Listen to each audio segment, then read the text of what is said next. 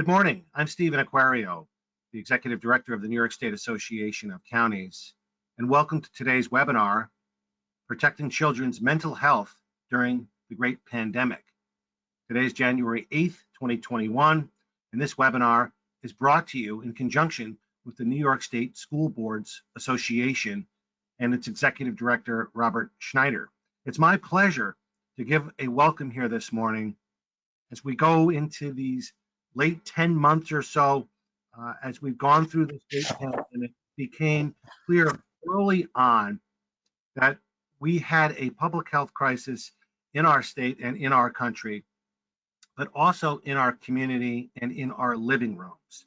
And in particular, we had mental health challenges with families who were forced to work from home and ultimately lose their job altogether, but so too to be with their children as their schools began to shut down or go into remote learning, and the challenges that that presented in remote learning. And believe me, there were many challenges with remote learning in our educational system. There was nobody better than the New York State School Boards Association to advise its members as we went through those months and continue to go through these months of how to do remote learning. But with that comes severe challenges for our youth. I have a teenager and another son in his 20s and saw firsthand what these challenges in mental health and the reallocation of their life meant to them, and how hard it was to struggle during those months, and how it continues to be a challenge for all of us. And so I'm very grateful for our great panel today to give some remarks and give some guidance and assistance about how we can continue to help those in need around our state. Now I'd like to recognize the Executive Director of the New York State School Boards Association. But right before I do that, I did want to give a shout out, and I know that Bob Schneider would also like to give a shout out to PERMA. This session, I'd like to thank our webinar sponsor, is brought to you by PERMA, an outstanding workers' compensation pool program for public entities in New York State. The Association of Counties is a sponsor of PERMA and endorses its program. So let me turn it over to Robert Schneider, the Executive Director of the New York State School Boards Association. Bob. Good morning, Steve, and thank you so much, and Happy New Year to you and everybody else on this call. I looked at the roster of attendees, and we have a great group of attendees here, well over 200 from a variety of different aspects and professions supporting the mental health issues that we've seen in our students. So what I'd like to do first is just introduce you to the New York State School Boards Association quickly, and then I'd like to talk to you a little bit about mental health, and then introduce my panelists and move aside and let those panelists, the experts today, we have a powerhouse group of panelists from both the counties and the school districts and agencies and other organizations to go through this program. But first off, just for your edification, the New York State School Boards Association is a statewide voice for the interest of public boards of education. We serve more than 665 local school boards and the boards of cooperative educational services, you would know them as BOCES, which represent more than 5,200 members, nearly half the elected officials in the state. In general, school board members who sit on local boards of education are the educational leaders in their communities. They determine the policies that govern the operation of their local public school systems. They are elected local officials, and with few exceptions, volunteers. Collectively, they guide a statewide school system that expends over $58 billion, employs nearly 520,000 people, and serves nearly 2.7 million children. So I just wanted to give you a little overview of who we are and what we do. And as far as the mental health side of the equation, a few opening comments to Steve's point as far as how mental health has impacted our children. Just the other day, 2 days ago, I was affixed to my TV for 4 hours late into the evening in shock of what I saw. And I do have a daughter also. She's 21 now, and I had to talk with her at 21 years old and explain to her and try to give her comfort on what was happening. Now, we back that up to the pandemic and what's been happening, as Steve alluded to earlier. And I just can't imagine how these young students in our public education system are reacting to this. many of them. And then you look at students that are at risk, the ones that don't have support systems, are poor, or other issues. And this is getting more and more, it's getting to be a problem. And before we even came into the pandemic, we work with the New York State Council of School Superintendents. They put out a survey to their superintendents, and they had surveyed their superintendents, and they came up with the number 25%. And you're going to hear a lot of stats from our panelists today, but 25% of the students entering the public school buildings had either mental health issues or were displaying issues, problems, emotional issues. 25%. Add the pandemic to that, and I think it's grown. I would make that prediction and place that bet. It is a problem that we need to continue to work on, because we all know our students cannot learn if they are not ready mentally and physically to absorb the education. And during the pandemic, they were thrown even more curveballs: the household situations, the remote learning, the disconnection from their peers, their teachers, their guidance counselors. So we are so excited to be part of this today. And we thank Steve again and the New York State Association of Counties to ask us to be part of this. And so when I was asked to do this, I made sure I went and got two powerhouse speakers that you'll hear from after, the great speakers representing the New York State Association of Counties. So with that, what I'd like to do is introduce the presenters, and then turn it over to them. And then I'll do a little introduction or discussion prior to the folks from the schools doing the school side of the equation, not from the schools, when they jump on after this first presentation. So today, our presenters are Michael Orth, who is the Director of Community Services from Westchester County, Rochelle Gregory, who is Director of Community Services in Clinton County. And then from the school side of the equation, we have Kathleen DiGataldo, Assistant Commissioner for the Office of Student Support Services, from the New York State Education Department, and Amy Malloy, who is the Director of the Resource Center Mental Health Association in New York State, Mahaney's. And Amy wears two hats too. She's actually one of our school board members, so she could also potentially give you a perspective if you had questions about what school boards do in regards to mental health. So with that introduction, I look forward to listening to these professionals, and there is a Q&A section after both presenters from the county and the school side present. So I look forward to your questions after that. So I'll turn it over to Michael and Rochelle. Thank you, everyone. I first want to thank NYSSBA and the New York State School Board Association for sponsoring this most important forum, and also the work that you guys are doing. Rochelle and I are truly honored to participate on the panel this morning. And we also want to thank all our listeners for your concern and care, interest in our children in New York State. If you can move to our slides, that would be great. Just as a little overview of the Conference of Local Mental Hygiene Directors, and that's who Rochelle and I are representing today. We both serve as directors of community services or commissioners within our counties. And today we're representing as co-chairs of our Child and Family Committee. The conference represents over 57 counties and New York City. And under New York State mental hygiene law, we're responsible for the mental health, substance misuse, developmental, and intellectual disabilities systems within our counties, and that includes the lifespan from children to seniors as well. In this capacity, we feel it's essential that we partner with all of our major stakeholders, and that includes our state agencies, our associations, providers, advocates, of course, children and family members, and most importantly, also our school districts. As we all know, school districts are the largest provider of mental health services for students within New York State. Rochelle, if you want to take the next slide. Sure, absolutely. So once again, thank you for having us at this very important topic and forum. So let's talk a little bit about youth mental health numbers before the pandemic, as was previously mentioned by our host. So 1 in 5 youth aged 13 and 18 have a mental health diagnosis that severely impacts their lives. And 50% of all lifetime disorders begin by age 14.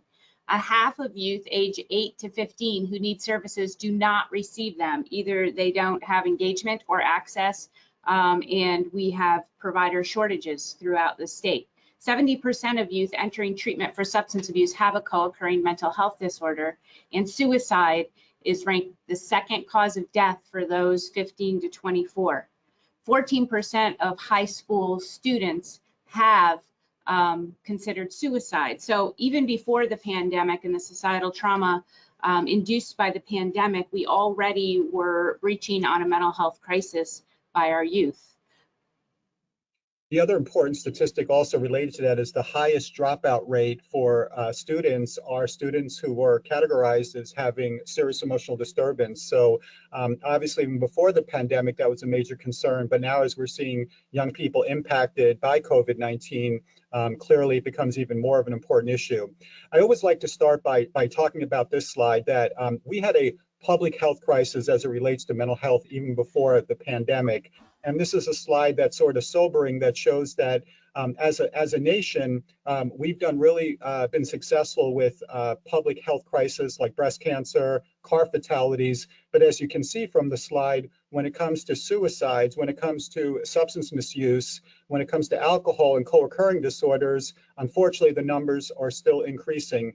And as many of us know, adolescent completed suicides are the second highest fatality for that age group. The first World Health Organization, Dr. Chisholm said, without mental health, there can be no true physical health.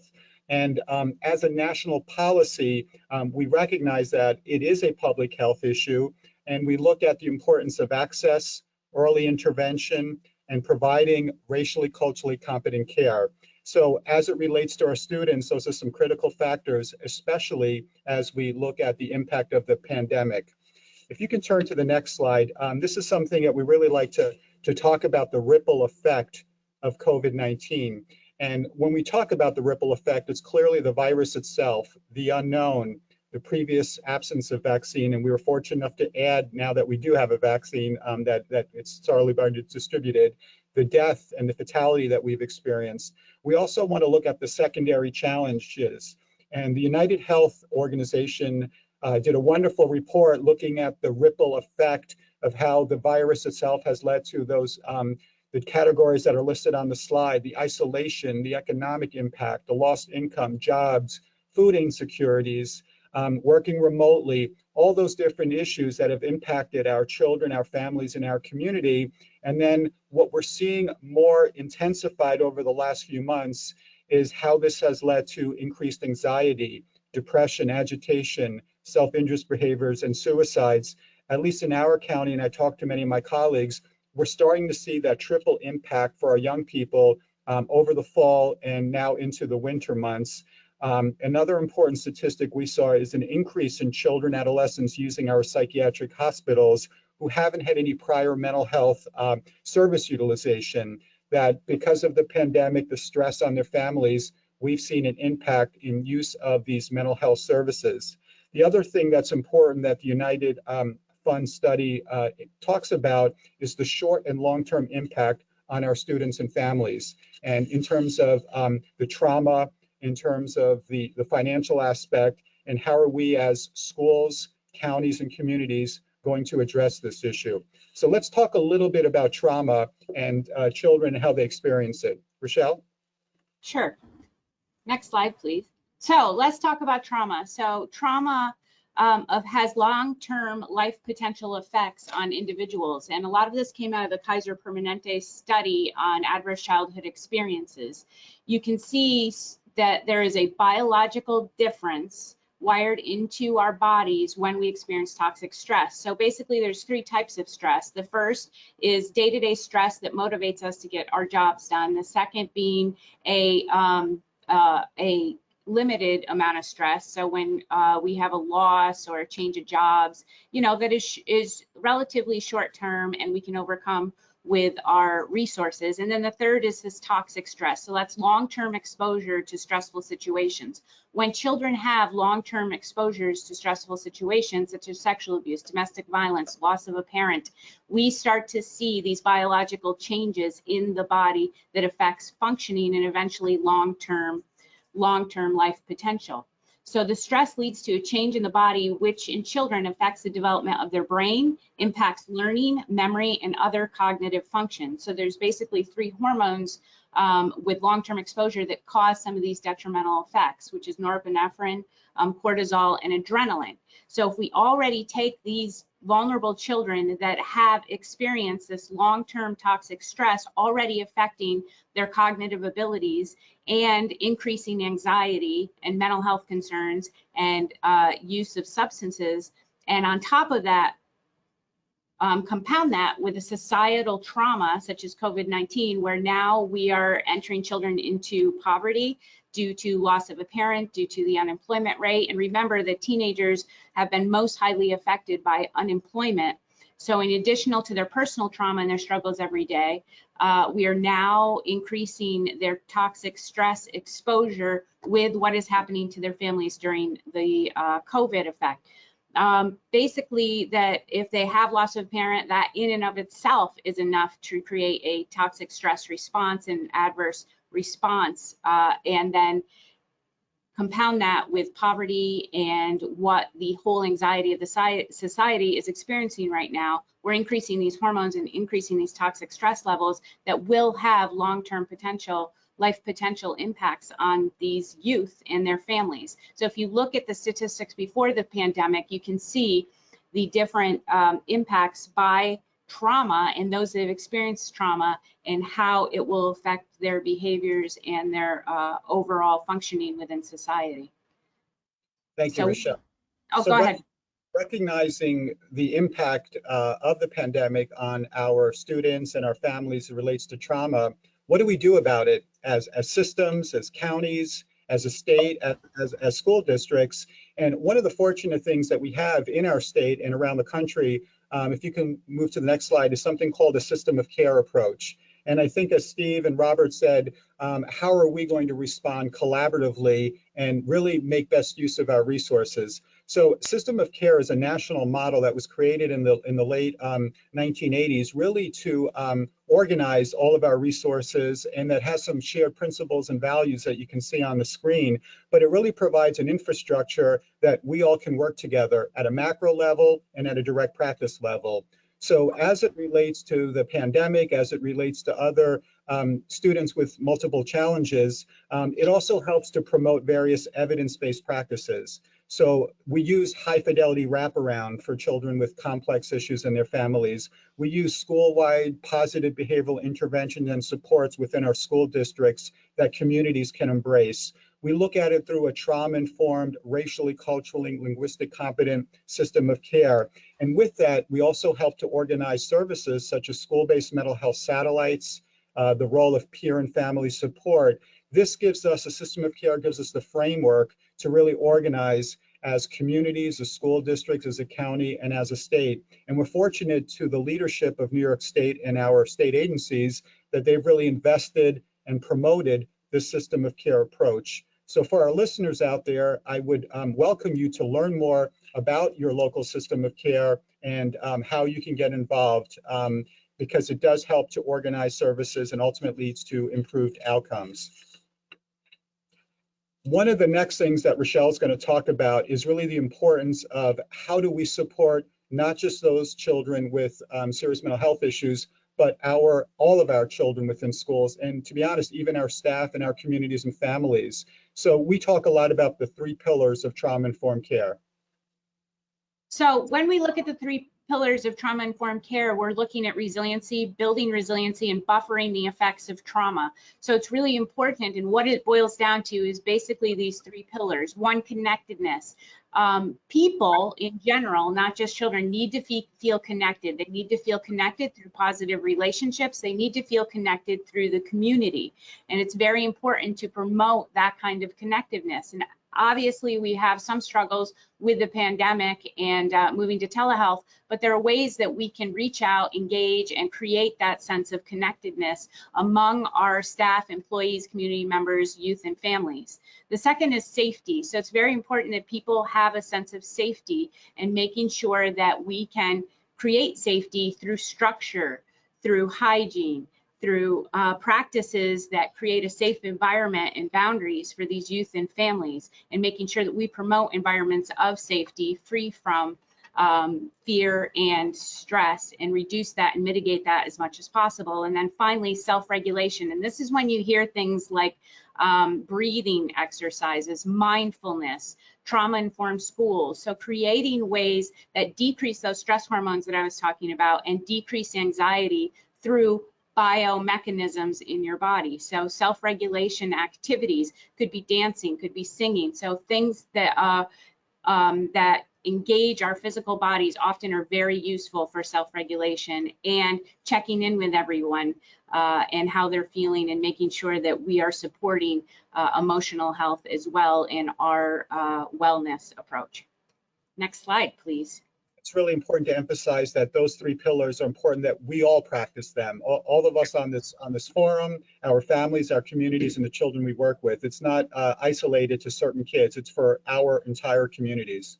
Absolutely, for everyone. And I also want to throw in there, remember, adolescents, you may see adolescents experience grief and loss and stress in little bit different ways. So we're looking for interrupted sleep patterns, more isolation or increased isolation. You might see irritability, you might see more time on technology. So in general, look out for those types of patterns in our youth. So supports and services that are helpful and things that we need to do to support these pillars throughout our communities, our schools, and within our families include, of course, mental health treatment. So engagement with individual, families, group, medication management, training, reach out to your mental health providers and behavioral health providers and engage with them early on. So remember, early recognition is the key to a lot of this for long-term health. And then socially, we want to engage peers, family members, community centers, youth groups, and look for things like ways that kids can feel engaged. And there's many programs that are now online. So making sure we're finding interest for those youth and families so they can engage online. Remember, going back to that connectedness. Mindfulness, so look at spirituality, meditation, creative activities, anything that can engage the physical body becomes helpful. Breathing exercises, yoga, different practices are really helpful for this. And then across the entire world, if you look at wellness, you'll see these common themes, which is sleep, nutrition, exercise, hygiene, positive coping skills. So eat healthy, sleep more, get some physical exercise in. All of those are helpful. And remember, routine and structure. Routine and structure are really the key to getting the body in a rhythm that decreases stress and increases resiliency. Next slide, please. We wanted to close with providing some other concrete supports and opportunities for our listeners. And one of the most powerful training tools that really leaves the participant with a skill set is something called Youth Mental Health First Aid, which the Conference of Local Mental Hygiene Directors has invested a lot of resources throughout New York State. But it's really the CPR of mental health. It's now a 6-hour evidence-based model that could be given to teachers, support staff, mental health counselors, coaches, community, faith-based community, and it really provides sort of the foundational understanding of mental health, and it helps people to engage and connect young people who may be struggling, and then links them to the appropriate services. It's a very interactive type of training. It's also being offered virtually, so please be sure to ask your local director of community services about how you can, as a school district or as a county, get this training for your school district. We once had, unfortunately, shortly after after Sandy Hook, we had some leaders in the country from the FBI and CIA who were involved with the Columbine investigation, and they said, as a county, the #1 investment we can make is not in more metal detectors or security, it's in providing mental health first aid training, because the folks who are on the front lines, the fellow students, the teachers, the custodial staff, they're the ones that know what's going on in their community. And if we can give them the skills and the tools to be able to be proactive in preventing a crisis, that would be our best investment. And by sure, we've definitely invested as a county and a state in mental health first aid. In closing, we just wanted to share our final slide, some of the highlights, and we wish we had a full hour to share more, but some of the highlights that Rochelle and I came up with in the conference is really the importance of using a system of care approach, really engaging all partners, Schools clearly cannot do it alone. We need to embrace both providing training for school staff and county staff, but also creating those opportunities for partnerships. We have almost weekly meetings with our 2 BOCES in our county and with all of our 42 school districts on a regular basis to really look at what their needs are, who are those disconnected students that we need to provide additional outreach. And we do that by connecting with credible messengers in our communities. And that often includes faith-based, community-based organizations. How can we connect some of those critical stakeholders to our school partners so we can all work together to engage some of our students? We also look at disparities. We know that from a health, from an equity, from an educational perspective. In our county, we've seen the disparities of health access, especially due to the pandemic. We've seen the disparities in technology. And while we're so happy to have telehealth now in behavioral health, we've also seen that not everyone, for a variety of reasons, has access to the technology. Rochelle? So I also think that we would like to talk a little bit about promoting the three pillars of trauma-informed care. Remember, not just for our youth and families, but for the entire community. So our teachers, our healthcare providers, we need to make sure that we're supporting practices that replenish and help buffer the trauma that we're experiencing right now. Supporting our frontline staff, so making sure we're reaching out to them, making sure that they are well fed, that they're able to get sleep, that we are doing things to have these conversations about how are you feeling, knowing what their stress lines are and what their capabilities are. And remember, their families, the frontline staff families, are also experiencing this unprecedented level of stress at home. So making sure we're in communication with them. Looking at loss, so not only loss about someone who has passed in this pandemic, but remember, we're experiencing loss at a massive level right now. So loss of a job, loss of our regular social activities, loss of connectedness, loss of routine. So those are all things that we want to replace and get back in some form to our families, but we need to recognize that loss and the grief that comes with a loss. So even if it's as simple as a youth having a mom that's working additional shifts, you know, as a nurse in a hospital, that is a loss of that person in that house, or, you know, being able to see a favorite teacher. So we have to think of loss and expand our thought of loss of not just death, but what we have lost as a society as a whole and what cost that is to our children. Promoting resiliency in children, families, and communities, all again comes down to those pillars and building them back up. So children and families need to find successes. So they need to get connected with things that work with them and work for them. So getting into those online groups if possible, making sure that we have good relationships and we work on building those relationships for these families. That also don't leave out Department of Social Services and law enforcement who have contact with these families, especially youth that have been disengaged since school shut down or schools are shutting down. We have a very vulnerable population that many of us haven't had eyes on in a long time. So those children often are vulnerable coming from households that already are experiencing trauma, toxic stress, and compounded by the fact that they don't have connections right now to the community for whatever reason. So don't leave out Department of Social Services, law enforcement, or peer programs like NAMI that continue to do house visits and can go out and check on these kids and get eyes on them. So it's very important that we reach out to build resilience and get that engagement so we can start that process of healing. And then building awareness on emotional care and mental health first aid. Let's get the word out there that there are now so many opportunities online to get trained up in these practices that we know have efficacy and evidence base in their practice. So get the word out there and encourage your staff to be trained, because it'll be good for their wellness, and then they can spread that wellness throughout the community and the people they work with and influence. I think the important thing to remember is we all can do something.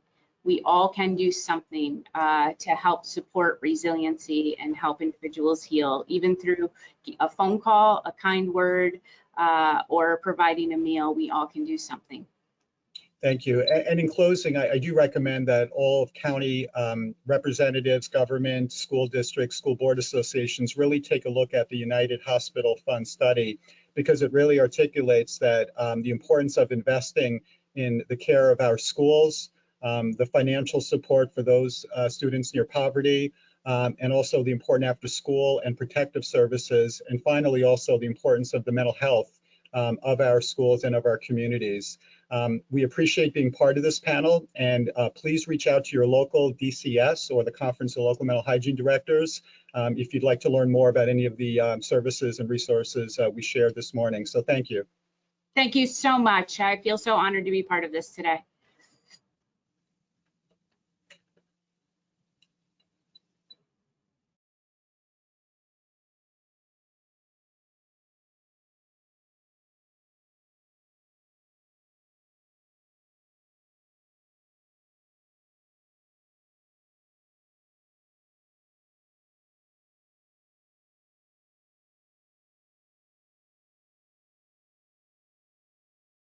While we're waiting for our next speaker to come on, Kathleen DiCataldo, Assistant Commissioner from the New York State Education Department. I just wanted to give a shout out and thank Kelly Hansen, the Executive Director of the New York State Conference of Local Mental Hygiene Commissioners.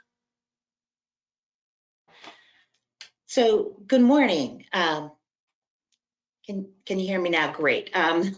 So yeah, hi, my name is Kathleen DiCataldo, Assistant Commissioner at the State Education Department. And if we can go to my slides, please. Thanks, next slide. So thank you to NYSSBA and the School Boards Association for sponsoring this forum and inviting the State Education Department to participate. And thanks so much to Michael and Rochelle for making so clear the multiple levels of impact of this pandemic and the past year on our children and schools and communities. What you see on the slide is a beautiful little girl, but also the traditional greeting of the Maasai warriors in Africa, which translates to, "And how are the children?" And the traditional response is, "All the children are well." My understanding is that that means that all is well in society because all the children are doing well. I've always loved the message this greeting sends, and now it's even more important for all of us to ask this question. My office oversees school climate and safety, school health and mental health, school counseling, and social emotional learning, among other things. We have tried since the beginning of the pandemic to keep the social and emotional needs of our students front and center in our guidance to the field. Next slide, please.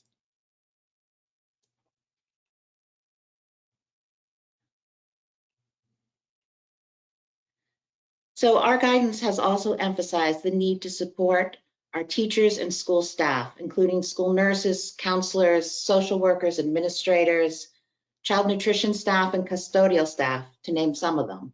All have been working tirelessly through the pandemic to provide instruction, support, and meals, and reaching out to children and families to determine their needs and to try to provide supports. To begin today, I wanted to quickly review some data from the national survey conducted by Education Week in November and reported this week regarding morale and motivation in schools. Next slide, please. So the survey asked administrators, teachers, and students from public and non-public middle schools and high schools to reflect on the change in morale in their school community since the pandemic. The bar chart on the left, which I hope you can see clearly, reflects the morale of teachers, and the chart on the right reflects student morale. The bottom grouping of responses for each was a self-report of those who responded to the survey. Dark blue indicates much higher morale, and orange is much lower, and gray indicated no change. Next slide, please. This slide reflects a question asked regarding the motivation of teachers and students. The left pie chart is teachers' view of their students' motivation. The middle, the teacher's view of their own motivation.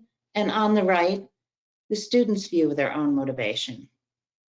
In this chart, dark blue reflects much more motivated, and orange is the opposite end of the spectrum of reports, depicting much less motivated, and gray is no change. And next slide, please.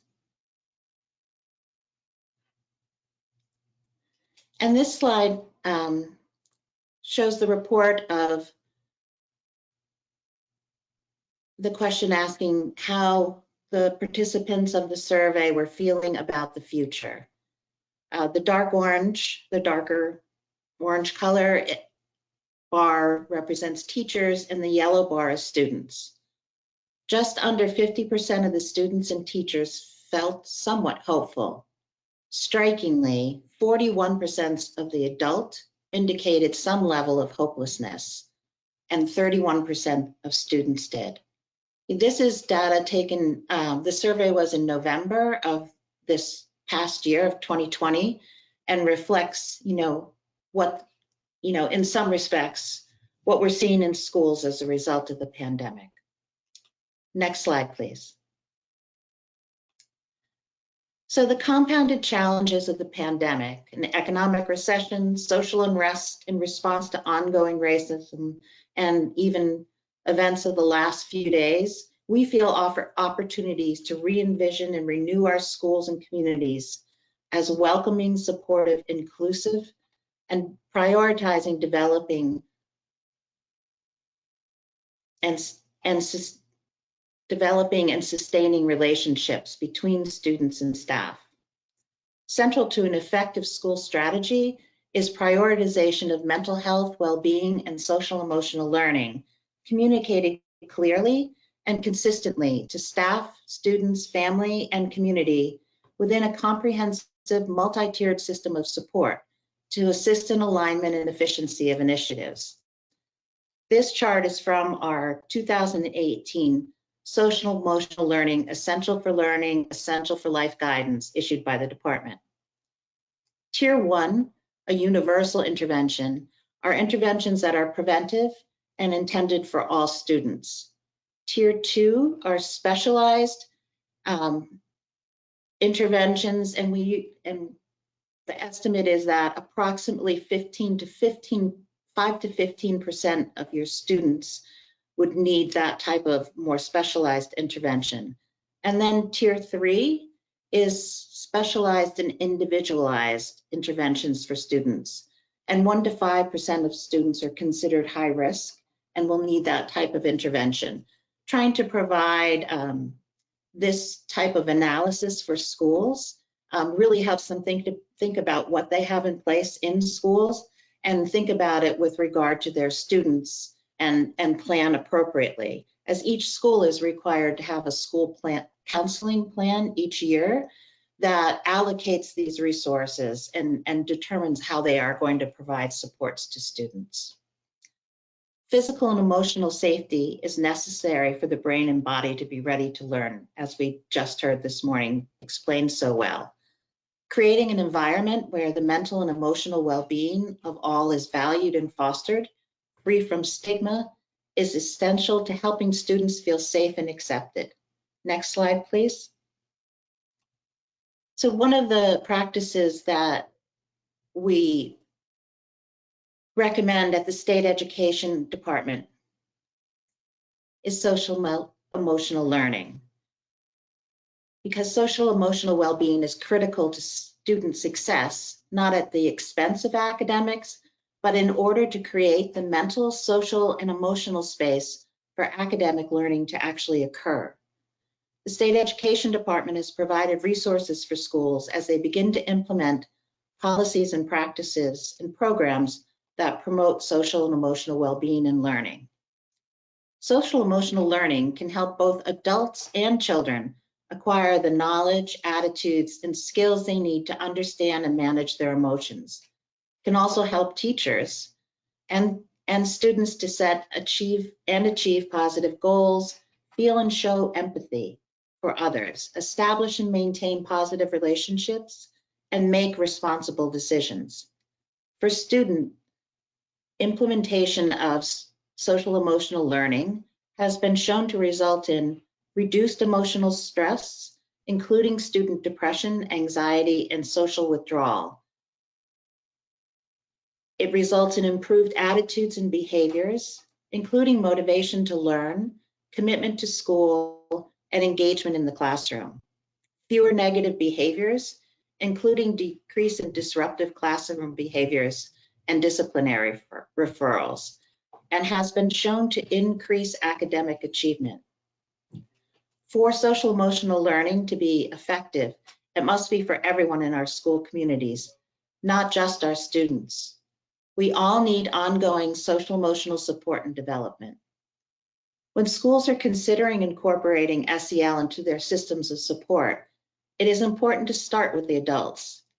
Consciously fostering our own social emotional learning and regularly practicing social emotional learning skills can help us to be happier and more productive and less reactive, which in turn helps us to be stronger supporters for our young people.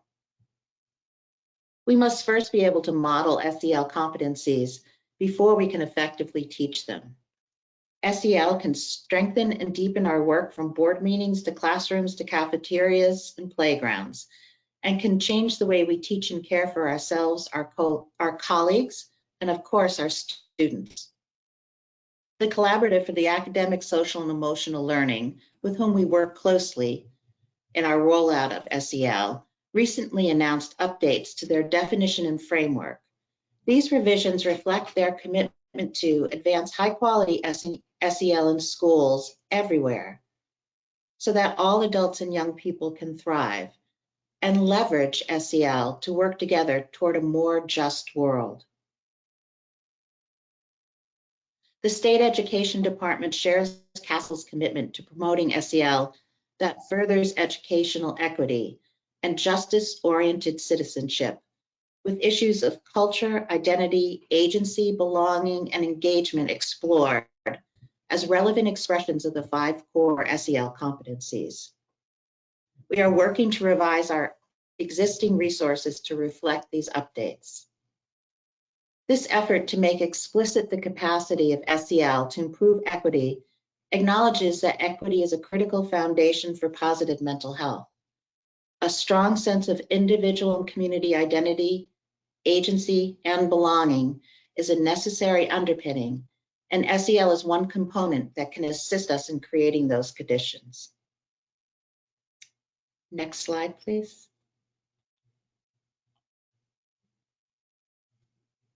So the title of this slide,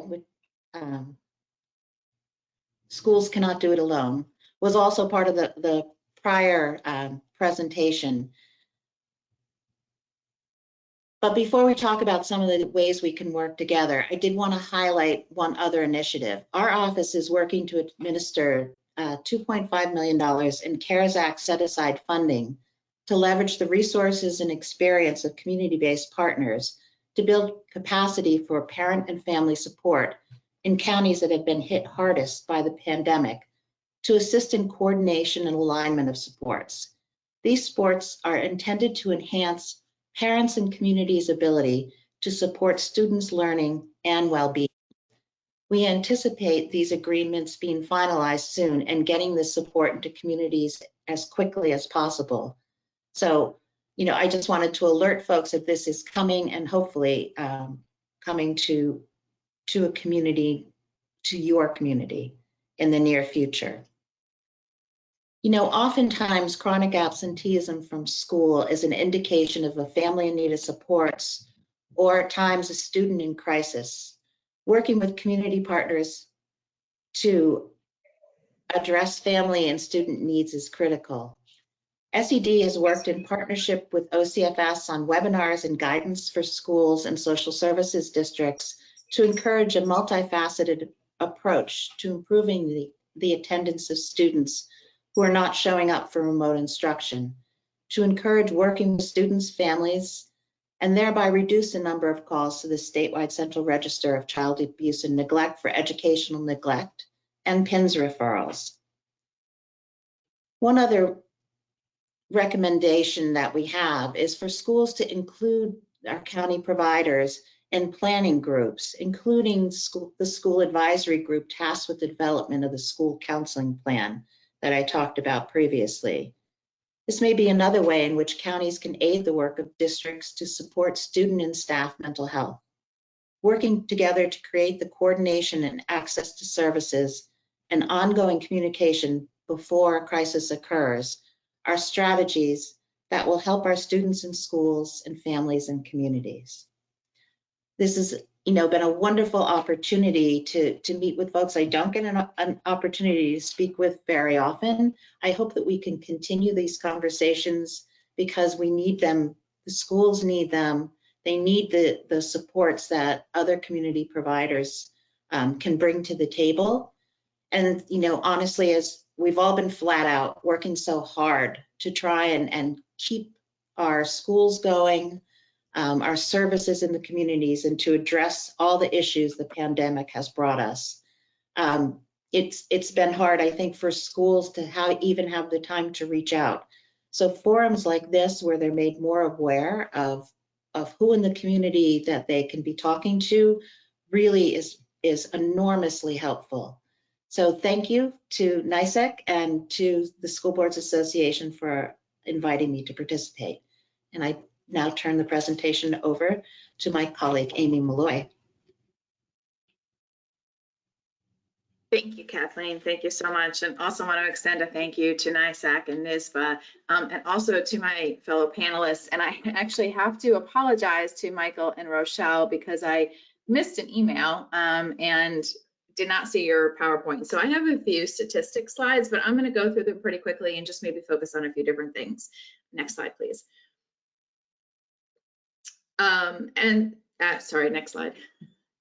So the Mental Health Association is a statewide not-for-profit with a 60+ year history of providing education to the community and also mental health advocacy for policies around service delivery. We have 26 affiliates across the state. You're probably familiar with many of them. They're in your communities operating mobile crisis services, clinical services, peer support, supportive housing, and many other programs. As was mentioned, I oversee a resource center that was established in 2018 with funding from New York State to help schools comply with a law that requires them to teach about mental health in the context of the K-12 curriculum. So I'll talk a little bit about that in a few moments, but I want to just jump to the next couple slides and go through a couple quick statistics, maybe just give you a different look at them. As was mentioned, 1 in 5 youth ages 13 to 18, the prevalence data for high school students ages 13 to 18, 1 in 5 youth has a severe mental health disorder or has had a severe mental health disorder. And that is one that actively interferes with activities of daily living, relationships, learning, etc. Another piece of that, another statistic that comes out of this particular survey, which is a nationwide survey of youth, and it's conducted based on diagnostic interviews. So some of these youth may not, as you heard, be experiencing or accessing treatment services, but when we look across all forms of mental health, mild, moderate, and severe, it's actually closer to 50% of youth who at some point will experience a mental health disorder. And I share this often with teachers and community members and parents, because I think it's important for us to just keep in mind that whole sort of spectrum of impact that mental health has on young people. So when we talk about a mild depression, for example, this could be a young person who experiences some mild depressive symptoms. It's managed through a pediatrician and they never actually access mental health treatment. Or a child who experienced some social anxiety as they were approaching school in early elementary school, and as they move toward high school and they receive the help and the support and the treatment they need, they're now in recovery. The other piece that's not here is the other 50% of kids who did not necessarily identify as meeting criteria for a diagnosis. However, as you heard from Kathleen, it's so critically important for us to provide those social emotional learning skills to all students so that they are able to develop the coping strategies and hopefully build some of their own resiliency, so that if they experience trauma or if they experience other risk factors down the line, that they have those skills in place. So as we look at this, if you think about the tiers that Kathleen talked about, you know, your children with the severe mental health disorders are at tier 3, tier 2, and then we go all the way down. So we have talked about mental health instruction right from the beginning as more of a public health approach, something in which we kind of really pay attention to some of the prevention strategies that are really important and necessary. But I also do need to give a shout out, I think, to our counties and who have been partnering with schools across the state with support from OMH in providing those key mental health services to schools, at schools. In fact, I think the last statistic I saw from OMH, it was something close to 800 school-based clinics, which is a 50% increase over the past 5 years. So it's really fantastic, and it's amazing work that's being done. But I think the challenge for a lot of communities is getting the funding necessary for that. And then of course there's a whole workforce issue, right? So we try to, from our perspective at the Mental Health Association, when we think about mental health and mental health needs, we really do want to kind of think about it from this perspective of how can we support additional partnerships that might not necessarily be those mental health, those clinical mental health supports, but how do we build safe environments? How do we support relationships? How do we build community involvement, access to care, economic opportunity? And I think as a board member, when we're looking at our schools and our policies and where do we put our funding, we're thinking about these additional partnerships as well, because we're talking about kind of a whole spectrum of needs for students. And so I hope to talk a little bit more about that. Next slide, please. And then you also heard the statistics about how long it takes for kids to receive treatment and how approximately only 50% of kids who need treatment receive treatment. And that's hugely important to keep in mind. And one of the things that when I'm talking with educators and family members too, I encourage them just to take a moment and think about a young person who is maybe approaching middle school and begins to experience symptoms of anxiety or depression. If we are thinking about these statistics of how long it takes, it could be young adulthood before they get the help that they need. And so there's so much social emotional learning that happens during that time, and there's so many needs that our focus has really been kind of on that prevention end of the continuum to make sure that we are helping educate communities about mental health, a better understanding of mental health, the resources that are available, because what often gets in the way of people getting the help that they need is two things: stigma and access. And so access is going to continue to be a challenge, especially as we're looking at 20% withholds. But the stigma piece is really key. And I think Rochelle said it before, we all have a role, and that's one place where we can all be involved. And I know so many counties have a coalition or a task force, maybe around suicide prevention, maybe around mental health, that really works to educate people in the community. Youth Mental Health First Aid was mentioned, and that's a great program. There's a lot of other programs available as well. And so some of these coalitions have been doing really wonderful work in these areas. And if there is a coalition in your county and you're not involved, I really encourage you to become involved, because that building mental health awareness, reducing stigma, those are really, really important for helping us to get people the access that they need. Next slide, please. And I also feel like we can't really talk too much about statistics without recognizing some disproportionality and disparities. I think when we look at the data, a lot of the data is particularly around suicide risk and suicide and trauma. There's a few pieces of data that identify some disproportionality with respect to mental health. So for example, Latinx youth have the highest rate of depressive symptoms of all minority populations at 22%. Other statistics are more related, seem to be related to trauma and suicide, all really important. So I encourage you to just take a look. I dropped in a few resources that can get you some more information. But I think one of the things that's really exciting for me and why I am so grateful for the opportunity to talk with all of you is that I think this is a place where counties do a really, really good job, especially from public health professionals. And I think we need to give out a shout out to public health professionals who have been working overtime for the better part of the last year. But everything, when you think about your community health assessments, moving toward a prevention agenda, a lot of the work that's done is about digging into your own communities and having an understanding of what those needs are. And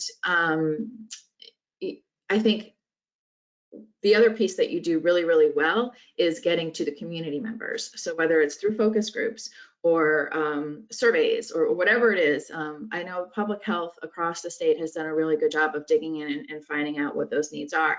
And so I think one big piece too is finding ways to collaborate with school districts, communicating all of that. I think that we often kind of approach challenges with what we see, the kinds of problems or issues that arise.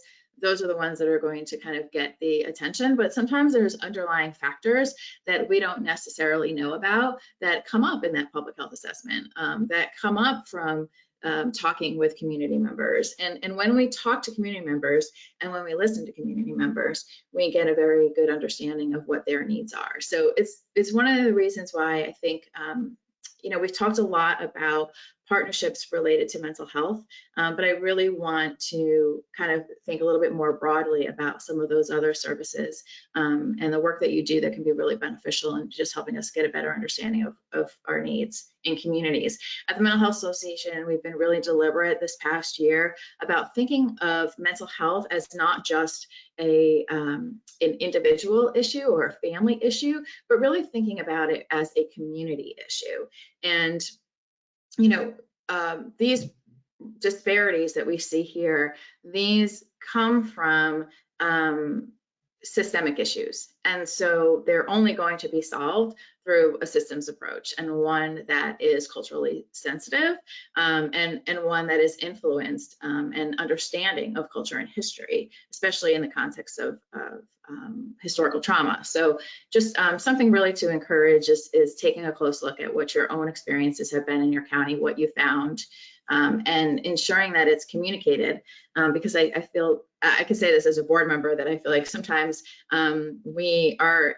we're responding to needs and concerns that are kind of right there, but there's a lot of information that we could really benefit from. So I want to encourage that. Next slide, please. So I said that we talk through, at the Mental Health Association, we've been really focused on this idea of community mental health, and that really starts with educating the public. And so a few years ago, we advocated for this law that requires schools to teach about mental health. And I just want to say that it's not about mental health disorders or understanding the difference between depression and anxiety. That's not what we're teaching children. What we're teaching is a lot of the social emotional learning skills that you heard Kathleen talk about, and understanding that our health is multiple, has multiple dimensions to it, that our mental health and our physical health is related.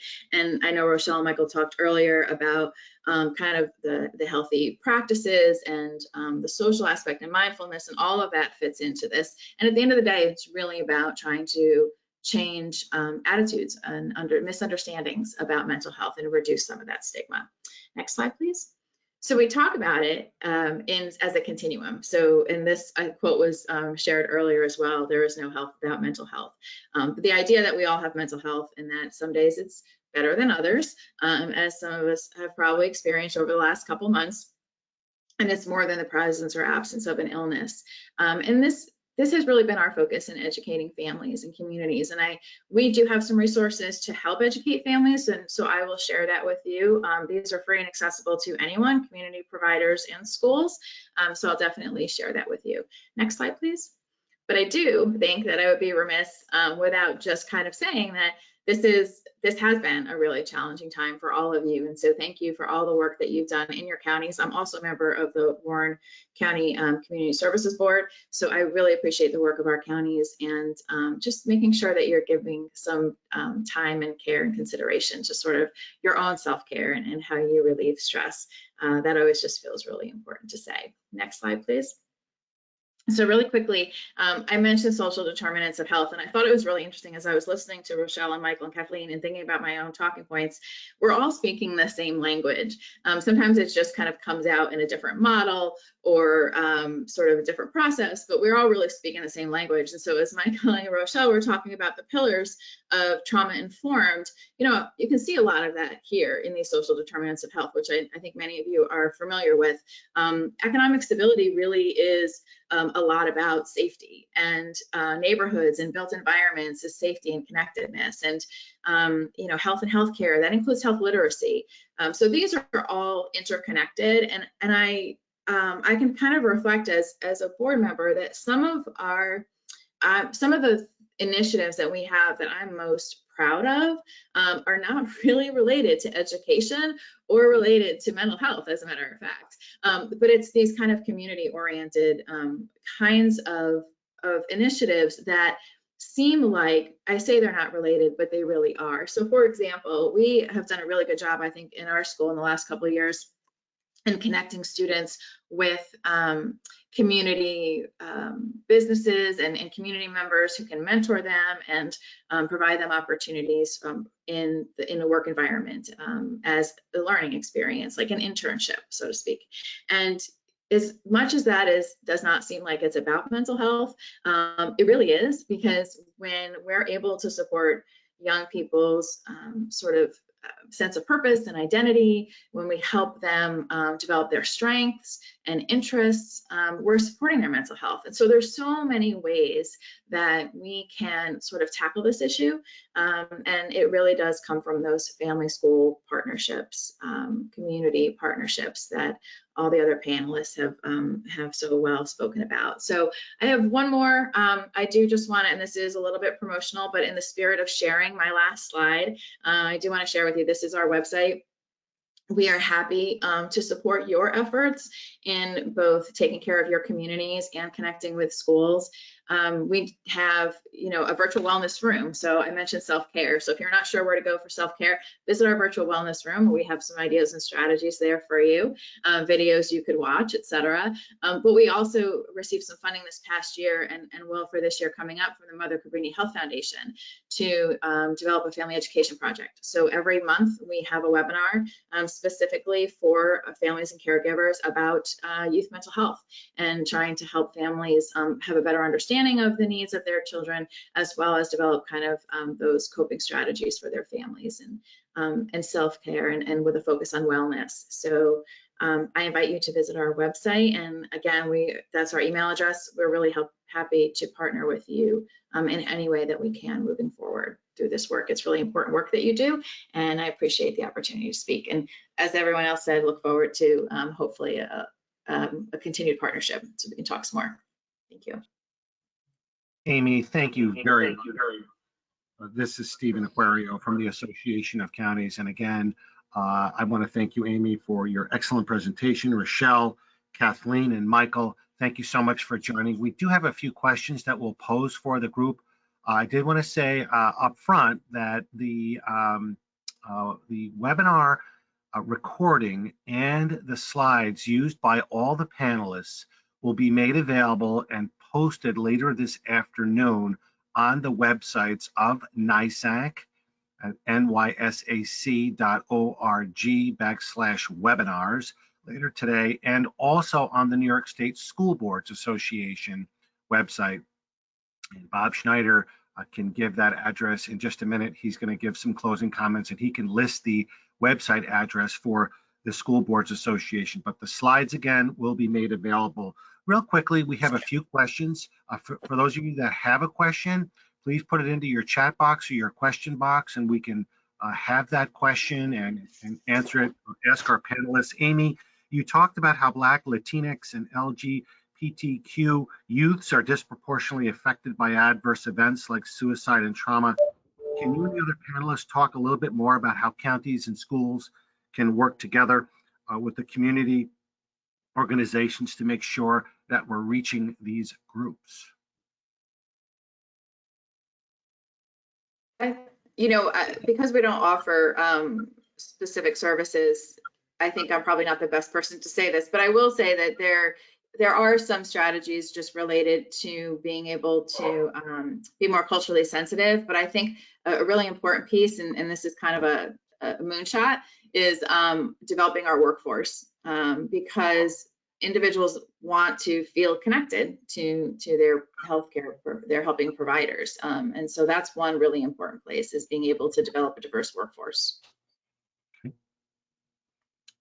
Mike and Rochelle, you talked about youth mental health first aid, a 6-hour training that gives adults who work with youth the skills they need to reach out and provide initial support to children and adolescents who may be developing mental health or substance abuse problems, and help them connect them to appropriate care. How can people on the webinar who are interested in this training sign up for that? I know all of the Director of Community Services are aware of the training and could help to connect. You can call the Conference of Local Mental Hygiene Directors directly, and they can also share some information. We're doing a lot of regional trainings, county trainings, I know it's something that should be fairly easily able to access. Okay. We had a question about how do you find a local community resource representative?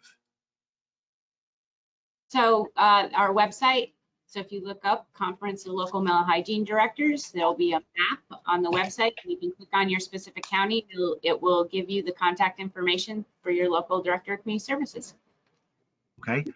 The last question I'll ask in the interest of time, and then I'm going to turn it over to Robert Schneider to give a closing. I guess to the panel, you all made very good points about how schools cannot do this on their own.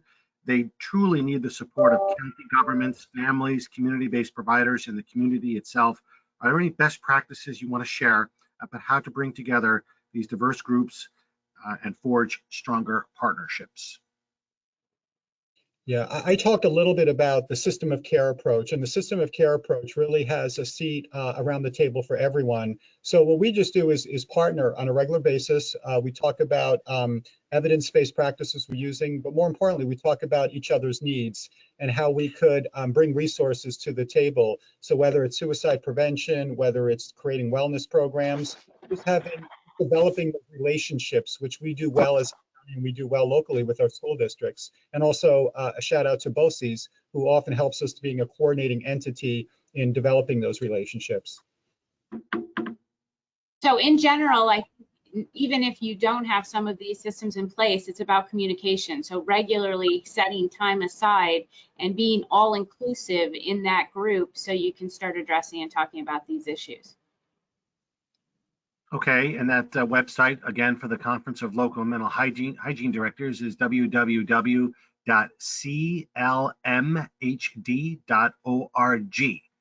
Thank you so much. clmhd.org. And again, the slides will be posted on the NYSSAC website, nysac.org/webinars. And Robert, to you to close, and thank you all for joining us. Thank you, Steve, and thank you, Amy, Michael, Kathleen, and Rochelle. A great presentation, and we will expand on this relationship moving forward in this important work that you do. I will give you the website address, which is www.nyssba.org. So you can check that out. We'll get that posted as soon as we can. And I just want to say from the New York State School Boards Association that I looked at the roster again who's attending, and I cannot thank you enough for what you're doing. You are the folks that are in the trenches. You are doing the most important work, and we at New York State School Boards Association, we recognize that. We thank you as school board members, and I've seen this personally going into classrooms and volunteering. There are a lot of students that need help, and you might be the only individual that student can lean on for support and mental health services. So you do great work. Don't get tired of it. And we at the New York State School Boards Association and the Association of Counties, our job is really to go to the legislature, one of our biggest jobs, and advocate for more funding. And the funding, we're calling on state and federal governments this year to adequately fund programs that support students' physical and mental health. We heard about that in this program. That includes funding for community schools. We know the school setting is more and more about the whole child, and we need to keep the legislators aware of that and try to get the money we need, even in this tough economic time. We need more and more mental health services. We also call on the state and federal governments to protect the Medicaid payments to school districts. That's so important. So we're fighting for the funding for what you folks do, and we're leading the school districts with the superintendent. So we once again can't thank you enough, and we're fighting hard. And someday you might see a grassroots advocacy request from the school boards or NYSSAC to press a button on an automatic email out to your legislators to ask for more funding and awareness of mental health services. Amy had mentioned also about the most at-risk students in our system, and we agree with Amy. We are pushing with state education department and our membership and other advocates that we need to get more diverse workforce in the system, in the school system. We need to be more diverse, and we're working on that. That's a long project. In addition, the other thing we're stressing is there's not enough guidance counselors, social workers, other support services in the districts. We need the funding, we need the flexibility to get a better ratio for these folks to help all of our students. So we're working hard on your behalf, and I can't thank you enough for what you do. You are really important to this school system. It's in the classroom, it's outside of the classroom. You're a key component. And I want to thank Steve Aquario and his staff at the New York State Association of Counties. We look forward to expanding on this relationship. I know when we get back in person, we can do much greater, deeper dives together to support you folks out in the field, because you are important. And I thank the panelists. You were top notch, and we look forward to working with you in the future. So with that, be safe, be healthy, and thank you so much for your time today.